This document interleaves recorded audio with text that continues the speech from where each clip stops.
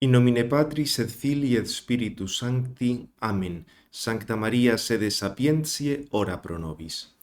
Comenzamos la tesis 23ª, nos mantenemos en la Cristología, con la formulación de los grandes concilios y la formulación teológica acerca del misterio de la redención, de la encarnación, perdón. Ante todo, recordamos en un primer apartado el sentido que tienen estos dogmas acerca de Cristo. La Iglesia ha propuesto el misterio del Hijo de Dios hecho hombre a partir de la revelación. Estos dogmas siempre dependen de lo que ha sido revelado, son formulaciones de lo revelado. Y explicamos luego que en diversos concilios la Iglesia lo ha formulado en términos de la única persona o hipóstasis divina del Verbo, en dos naturalezas completas y perfectas, divina y humana, sin confusión y sin separación. Y veremos en ese segundo apartado los diversos concilios lo que han ido diciendo. Presentamos luego un poco la conclusión más sistemática.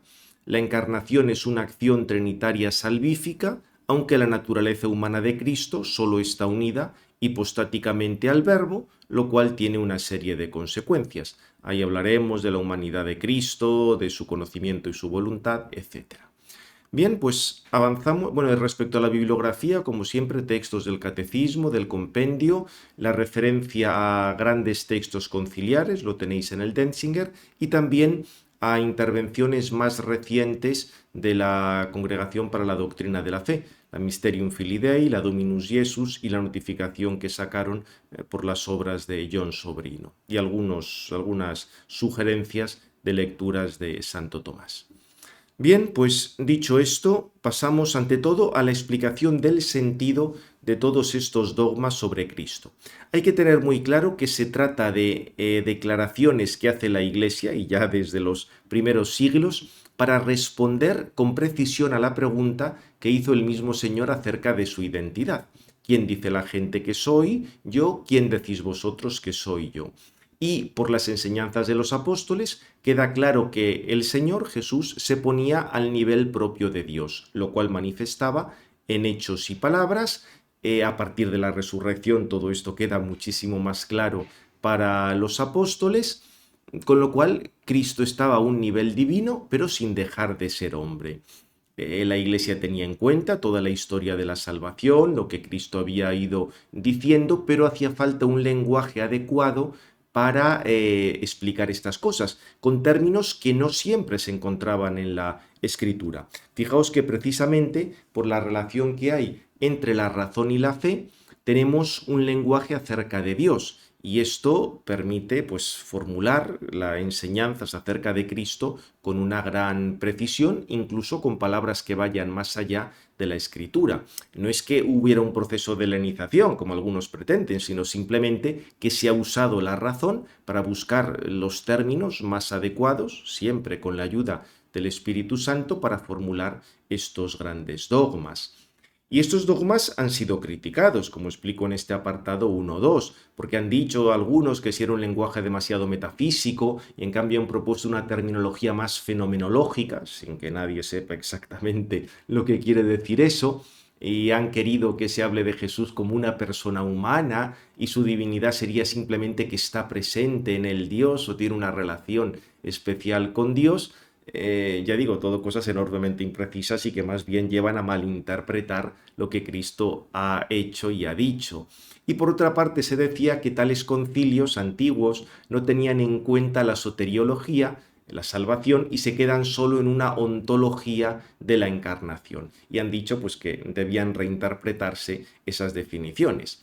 Todo esto, aunque pueda sonar así muy pomposo, si uno lo piensa, son cosas bastante absurdas. De hecho, suelen partir de una antropología en el cual, digamos, el hombre tiene un horizonte de pensamiento dentro del cual Dios no entra o no puede decir nada o no tiene sentido hablar de la verdad como un elemento doctrinal.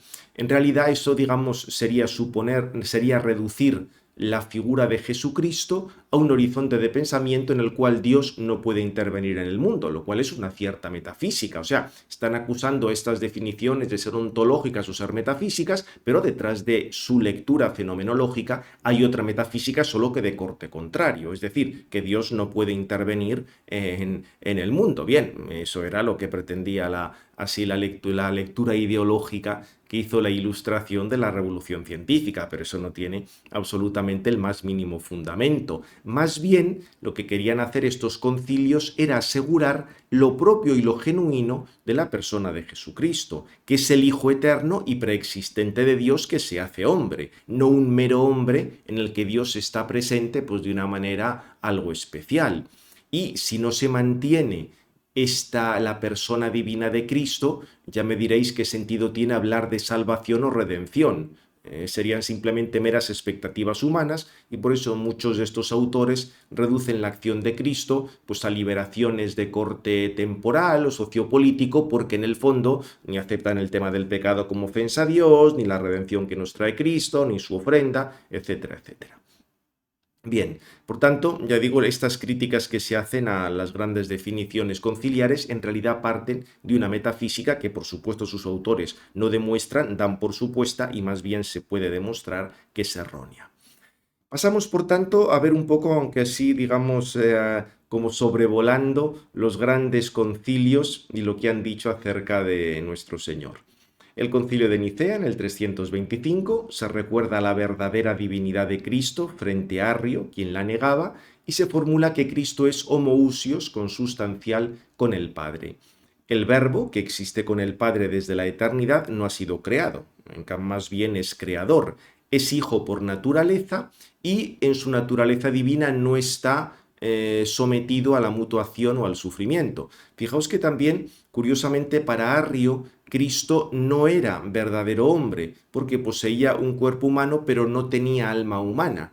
En lugar del alma humana estaría ese logos que tampoco era Dios, con lo cual para Arrio Cristo no era ni verdadero Dios ni verdadero hombre.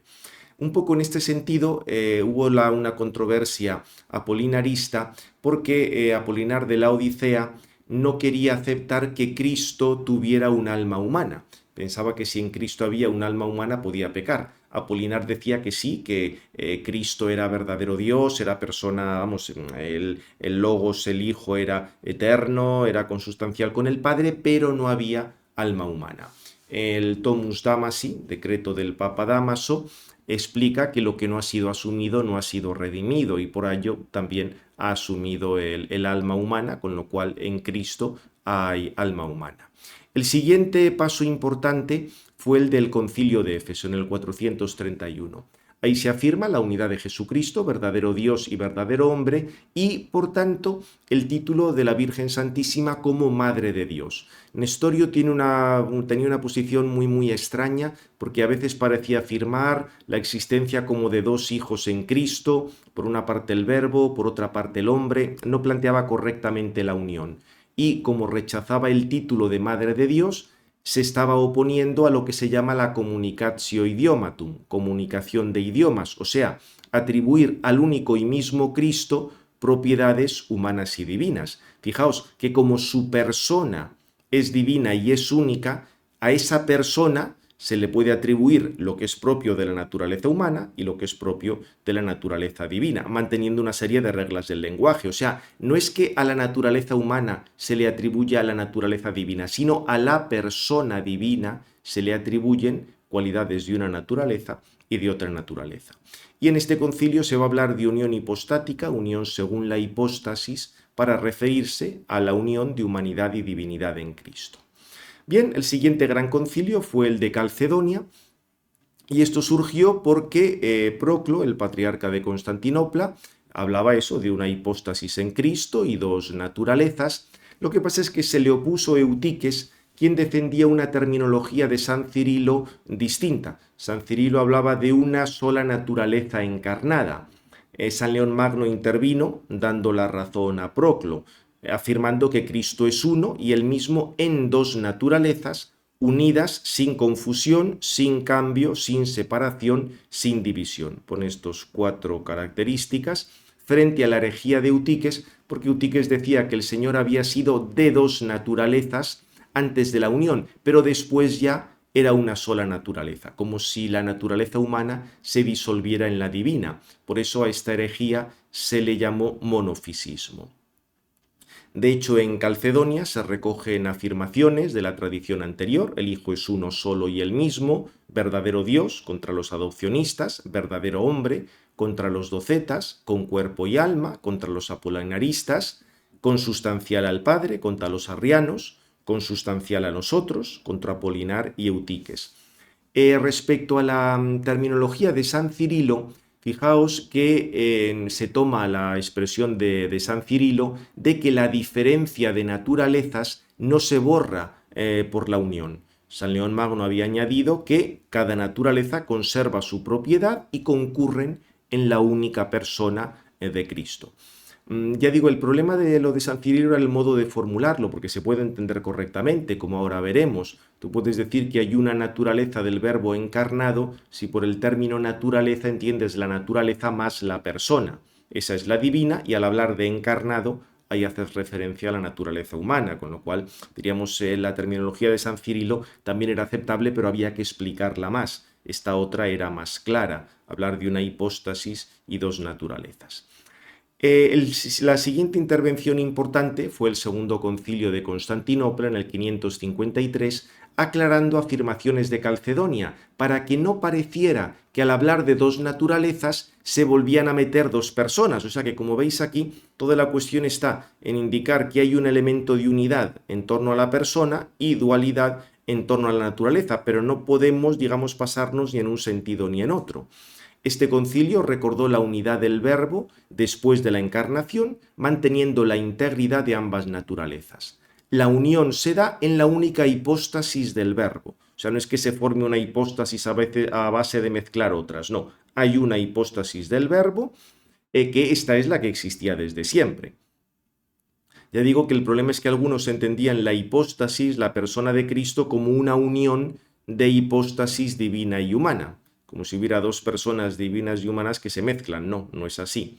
Por otra parte, se explica la terminología que en dos naturalezas no se opone a algunas expresiones de San Cirilo, lo que hemos dicho antes. Una naturaleza del Logos encarnado, porque ahí San Cirilo, con el término naturaleza, estaba indicando naturaleza más persona, y la naturaleza humana estaba en el término encarnado. Ya digo que no era muy preciso comparado con lo que luego se fue precisando, pero se podía entender correctamente.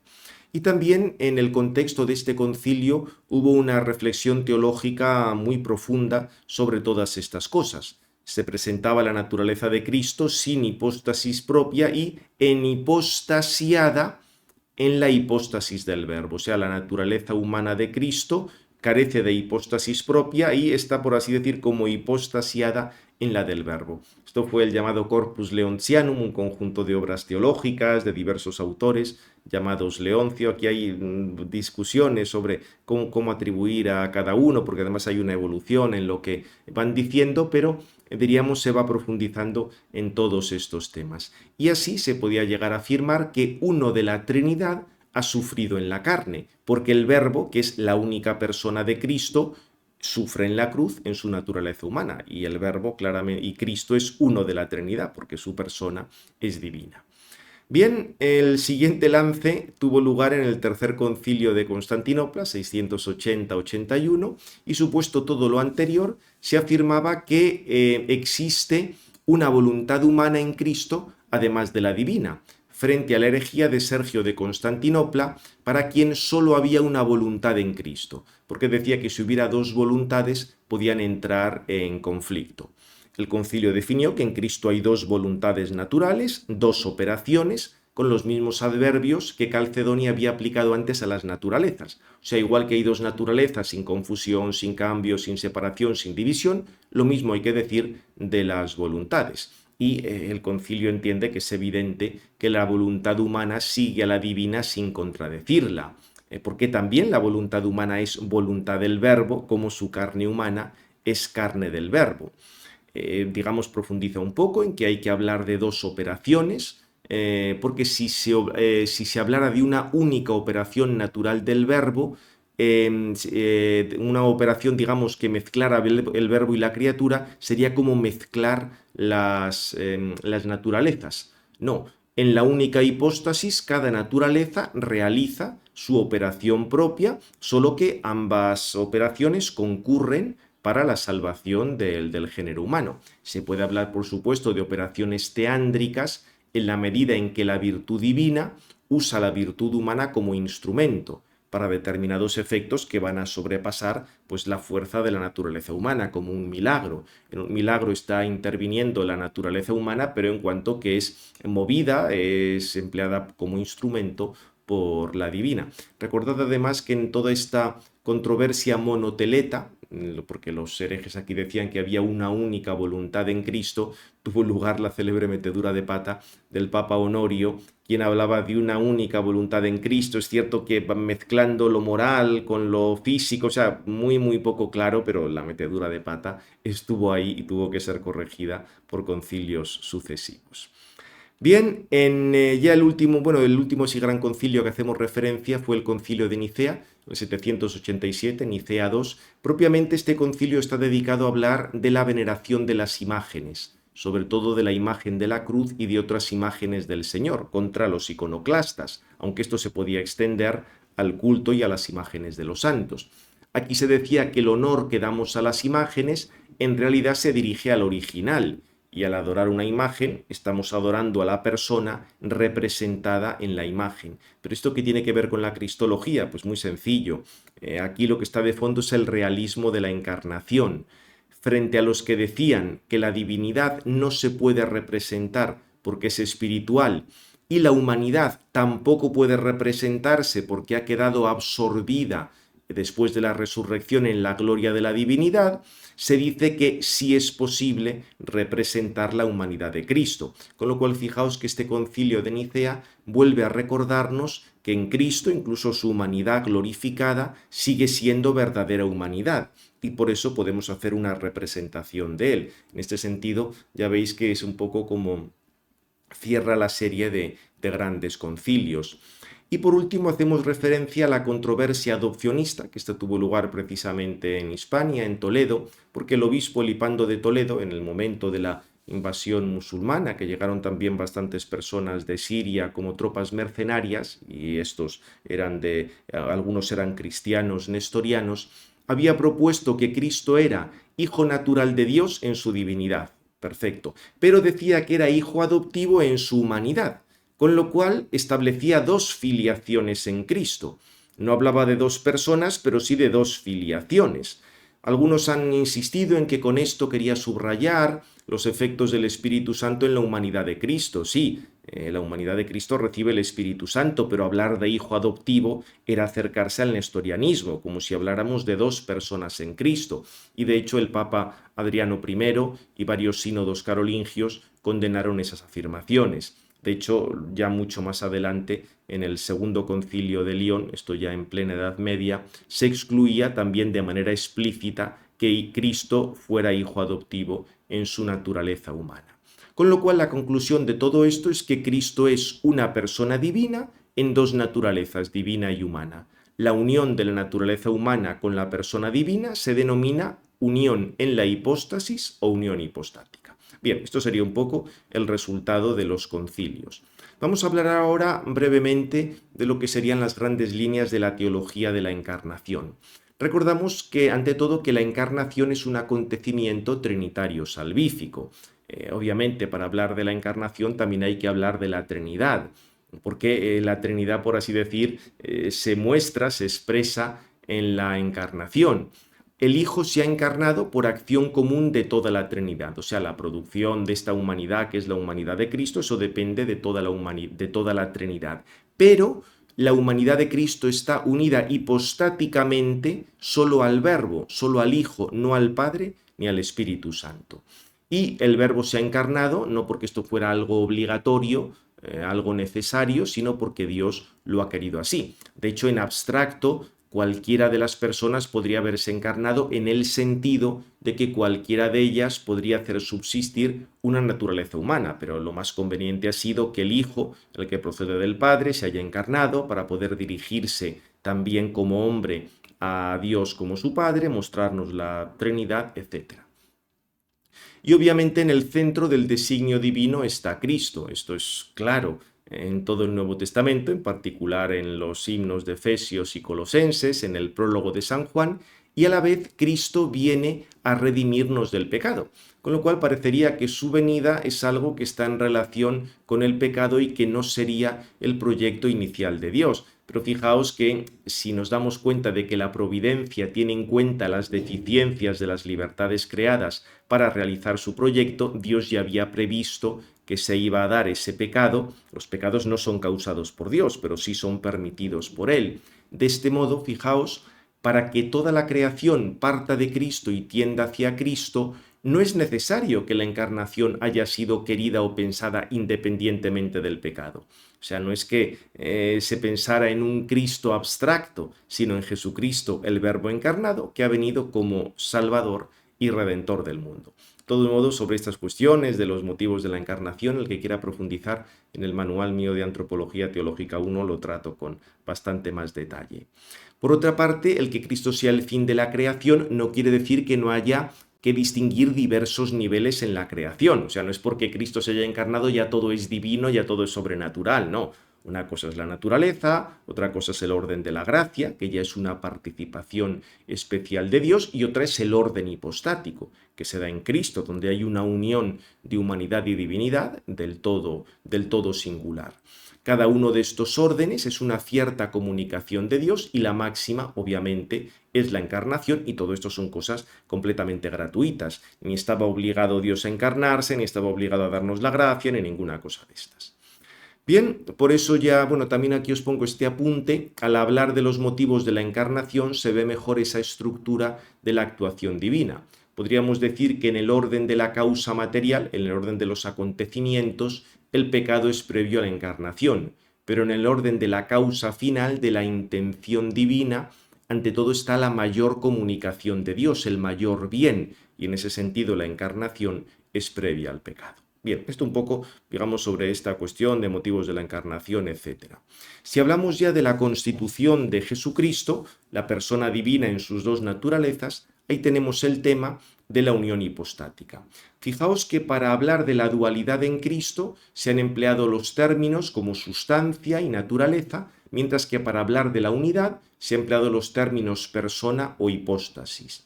Es una unión que, como ya hemos visto, no hay confusión de naturaleza contra el monofisismo, ni es una unión meramente extrínseca contra los nestorianos. La naturaleza humana está íntegra contra el apolinarismo, y la naturaleza divina es verdadera, es verdaderamente divina, es real, contra el arrianismo. Hay dos voluntades y dos operaciones contra el monoenergismo y el monotelismo. Y la unión hipostática, muy importante, se realiza en la persona divina del Verbo, es decir, la persona divina de Cristo es preexistente. Por eso él podía decir, antes de que Abraham existiera, yo soy, etc.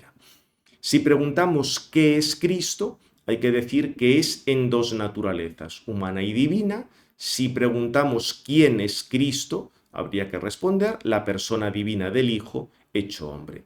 Fijaos que, por tanto, el término unión hipostática designa la unión que se produce entre la persona divina del Verbo y la naturaleza humana de Cristo. Bueno, más bien habría que decir al revés, entre la naturaleza humana de Cristo con la persona divina del Verbo, porque no es que el Verbo cambie por encarnarse. Todo esto es un misterio que nos supera, porque claro, nos encontramos con una naturaleza humana individual que no subsiste por una persona humana, y por eso tenemos que distinguir entre persona y naturaleza humana. Esta distinción se nos escaparía si no tuviéramos este misterio, o por lo menos sería muy difícil de establecer. Lo que pasa es que esta naturaleza humana individual de Cristo no tiene en sí misma el principio de subsistencia, sino que subsiste por la persona eterna del Verbo. Está hipostasiada en la persona del Verbo. Y esto no elimina que sea verdadera naturaleza humana. Tiene naturaleza humana, real, completa, con todas sus características, pero su principio de subsistencia está en el Verbo. Sobre esto se pueden hacer luego multitud de reflexiones sobre en qué consiste esa subsistencia, si depende inmediatamente del ser, si es algo que está en orden al ser. Pero ya digo, en esto no entramos, ya nos llevaría muy lejos, pero simplemente recordar que en la naturaleza humana de Cristo es íntegra, es perfecta, pero su subsistencia depende del Verbo. Consiguientemente, en Cristo hay una sola filiación, que es la de Hijo Eterno, porque la única persona es la divina. Si, digamos, cayéramos en lo del hipando, decir que Cristo es hijo adoptivo en cuanto hombre, no estaríamos reconociendo la unión hipostática, porque la filiación se refiere a la única persona, la divina, que hay en Cristo. Por supuesto que sobre su humanidad reposa el espíritu de adopción y por tanto está lleno de gracia santificante, pero lo que pasa es que como él ya es persona divina, esa gracia en las personas humanas hacen que sean hijas adoptivas de Dios. Pero es que en Cristo no da lugar a una filiación adoptiva porque ya tiene la filiación natural. O sea, no tiene sentido ahí hablar de una filiación adoptiva. Por otra parte, todas estas afirmaciones sobre la unión hipostática son importantes para no querer ver a Cristo como una mera persona humana en la que simplemente Dios estaría de un modo especial. Y la diferencia entre Cristo y nosotros sería meramente de grado. Esto lo rechazó la Iglesia recientemente en aquella declaración Mysterium Filii Dei, y lo que subyace en muchas de esas ideas es que en el fondo la esencia más profunda del hombre es ser Dios, porque el hombre sería como la manifestación o la autoexpresión de Dios, y Cristo sería verdadero Dios por ser verdadero hombre. O sea, Cristo habría captado que la esencia humana es esa autocomunicación divina, pero todo esto al final lo que cae es un cierto semipanteísmo o una falta de distinción entre Dios y el hombre. Bien, dejando las cuestiones sobre la unión hipostática, recordamos algunos aspectos de la verdadera humanidad de Cristo. Tiene verdadera naturaleza humana, verdaderos cuerpo y alma.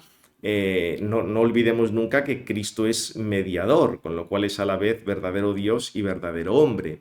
Y además de la unión hipostática, en esta naturaleza humana posee una gracia santificante, como la gracia santificante que tenemos nosotros, porque también su naturaleza humana, por ser verdadera humanidad, tendría que ser divinizada por unos dones sobrenaturales como los nuestros.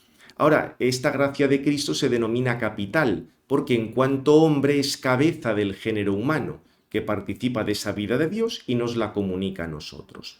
En Cristo no está el pecado, ni las consecuencias del pecado original, ni el pecado original, aunque sí ha asumido una naturaleza con la debilidad y la pasibilidad que tiene la nuestra, la fatiga, el sueño, la sed, también en el alma, y con los correspondientes afectos, tristeza, temor, alegría, amor, aunque nunca nunca mezclado con el pecado. Y en la humanidad de Cristo podemos hablar de un verdadero crecimiento en el sentido de que los dones divinos alcanzarían cada vez más aspectos de su naturaleza en orden a la salvación, o sea, como las diversas actuaciones que nuestro Señor va realizando. De hecho, la misma glorificación de la resurrección supone que ya tenía esa gloria interiormente en su humanidad, pero no se manifiesta hasta el momento de la resurrección. De todos modos, la identidad fundamental de Cristo siempre es la misma. Es Hijo eterno de Dios encarnado desde su misma encarnación. O sea que en ese sentido, si hablamos de crecimiento de gracia, no es porque merezca algo, porque ya no hay nada que merecer, ya está unido hipostáticamente al Verbo, sino porque esa gracia santificante que tiene como consecuencia de su unión se va extendiendo pues, a las diversas operaciones que realiza, los diversos milagros, etcétera, la entrega de la cruz y demás. Y por último, hablar del conocimiento y voluntad de Cristo.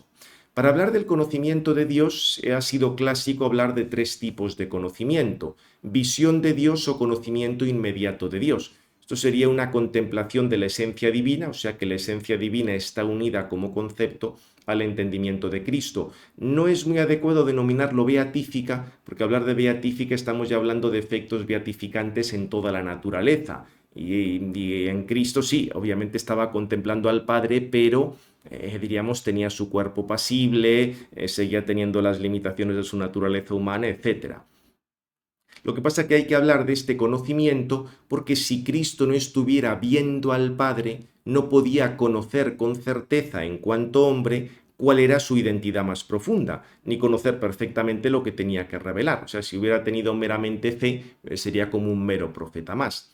También se habla de ciencia infusa o conocimientos infundidos por Dios, como en los ángeles o en los profetas, y ciencia adquirida, la que iba adquiriendo por su aprendizaje, como el resto de los hombres.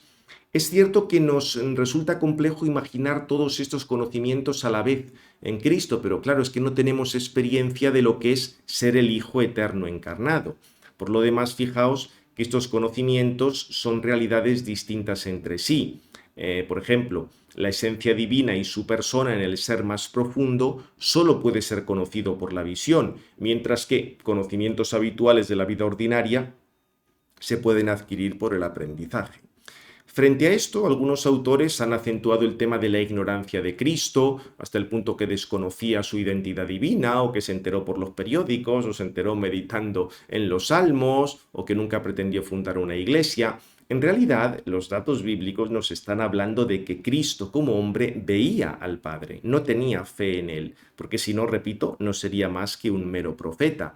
Y esta visión inmediata de Dios es compatible con el sufrimiento, porque, repito, no en esto que en los bienaventurados se extiende a todo y ya da un lugar a una felicidad perfecta, en su humanidad está todavía como retenida. O sea, esa gloria está como detenida hasta el momento de la resurrección y solo se mostraba en algunos momentos, como la transfiguración. Por otra parte, fijaos, por la experiencia de los místicos, el conocimiento del pecado produce un gran dolor, precisamente por su unión con Dios, y en el caso de Cristo, esta unión con el Padre daba lugar al gran dolor por el pecado de la humanidad. Y ya por último hablar de que en Cristo hay verdadera voluntad humana, con una gran libertad, que siempre es ofrecida en obediencia al Padre, no podía pecar en razón de su unión hipostática, pero no porque le faltara libertad, sino porque era una libertad perfecta. La voluntad se define por la tendencia al bien, no por la tendencia al mal. Y su ofrecimiento meritorio al Padre conlleva que hay una libertad. Y de hecho, la prueba a la que es sometido Cristo, como muestra el episodio de Getsemaní o las tentaciones del desierto, pues nos está hablando de esa libertad que tenía, solo que una libertad que por su unión, digamos, con la naturaleza divina, daba lugar a que nunca pudiera fallar. Y ahí aparece, digamos, en esos momentos de dificultad, la distinción entre la voluntad humana y la voluntad divina de Cristo, el caso de Getsemaní, pero actuando en comunión. Y por otra parte, también es interesante que para esta misión redentora conocía y amaba a los hombres de todos los tiempos. Es cierto que esto no sabemos exactamente cómo era, pero que estábamos unidos a él de alguna manera por el conocimiento y el amor es así. Y de este modo tuvo lugar la redención, de la cual hablaremos en la siguiente tesis. Pues terminamos ya. Gloria al Padre, al Hijo y al Espíritu Santo, como era en el principio, ahora y siempre, por los siglos de los siglos. Amén. En nombre del Padre, del Hijo y del Espíritu Santo. Amén.